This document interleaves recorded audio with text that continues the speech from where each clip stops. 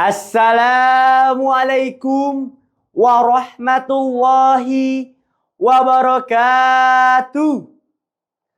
Alhamdulillahirabbil alamin alladzi 'allama bil qalam 'allamal insana ma lam ya'lam. Wala haula wala quwwata illa billahil aliyyil azim. Amma ba'du. Dewan juri yang saya hormati, para pemuda harapan bangsa, hadirin sebangsa dan setanah air yang saya hormati.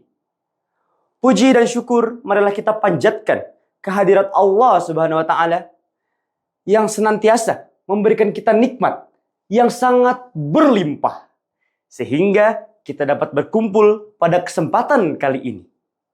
Salawat dan salam semoga senantiasa tercurahkan kepada junjungan kita, baginda Nabi besar Nabi Muhammad sallallahu alaihi wasallam yang telah membawa kita dari zaman jahiliyah menuju zaman akhlatul karimah.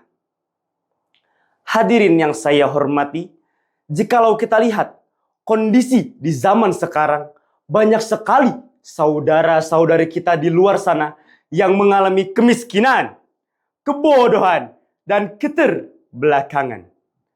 Kita sangat tertinggal jauh dari Amerika yang kapitalis. Kita sangat tertinggal jauh dari Jepang yang begistois.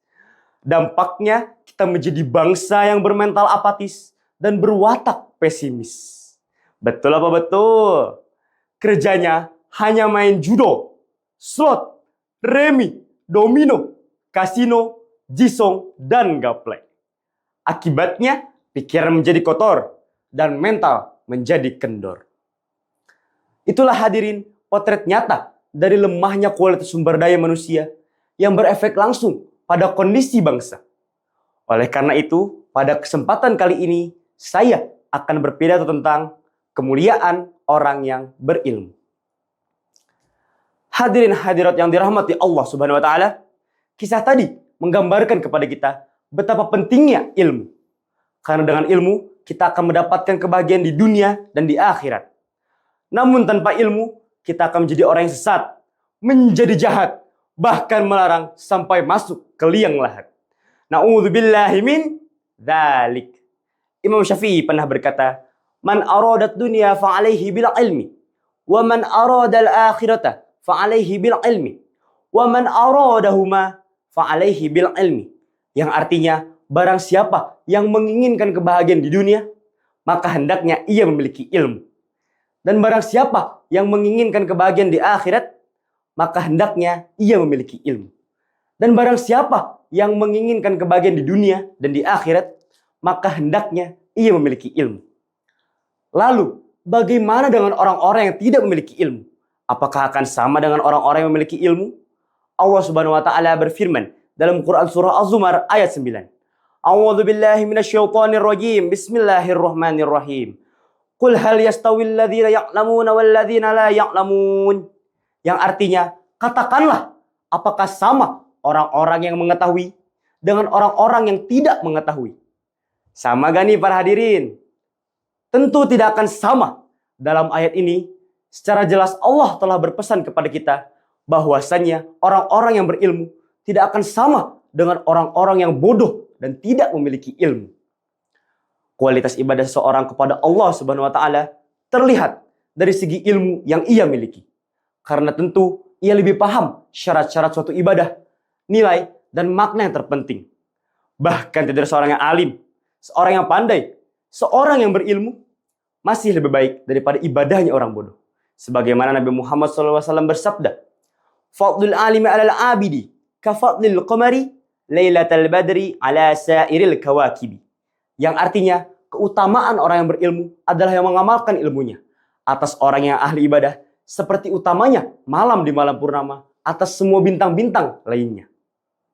Hadirin, ternyata ada dua kebahagiaan utama yang akan didapatkan oleh orang yang berilmu. Ada yang tahu gak nih di sini apa aja? Yang pertama, jawabannya terdapat dalam Quran surah Al-Mujadalah ayat 11. A'udzubillahi minasyaitonirrajim. Bismillahirrahmanirrahim. Ya'fa'illahu alladhina amanu minkum walladzina utul ilma darajat al-ayah. Yang artinya Allah akan meninggikan derajat orang-orang yang beriman dan berilmu di antara kamu dengan beberapa derajat. Allah akan meninggikan derajat orang-orang yang beriman dan berilmu di antara kamu dengan kemuliaan di dunia dan di akhirat. Ibnu Mas'ud mengatakan dalam ayat ini, Allah memuji dan memuliakan orang-orang yang berilmu, dan Allah akan meninggikan derajat orang-orang yang berilmu di atas orang-orang yang beriman namun tidak berilmu. Hadirin hadirat rahimakumullah, mari sama-sama kita renungkan nasihat bijak Hasan Al-Basri dalam Mahfuzat. Laulal ilmah lakana nasu kal bahaimi. Yang artinya, kalaulah bukan karena ilmu, niscaya manusia itu seperti binatang. Betapa hebatnya orang-orang yang memiliki ilmu, sehingga ilmu layak menjadi ukuran pembeda antara manusia dengan binatang. Hadirin, kebahagiaan yang kedua, yaitu Allah akan memudahkan kita bagi orang yang menuntut ilmu, jalan menuju surga. Dengan tujuan mendapatkan ilmu, mengambil manfaat dari ilmu, dan mengamalkan konsekuensinya. Sebagaimana Nabi Muhammad SAW bersabda, Man salaka tariqan yaltamisu fihi ilman, sahalallahu lahu bihi tariqan ilal jannah. Yang artinya, barang siapa yang menempuh suatu jalan untuk mencari ilmu, maka Allah pun akan memudahkannya jalan menuju surga. Hadis riwayat Bukhari dan Muslim. Itulah hadirin kebahagiaan utama yang akan didapatkan oleh orang yang berilmu.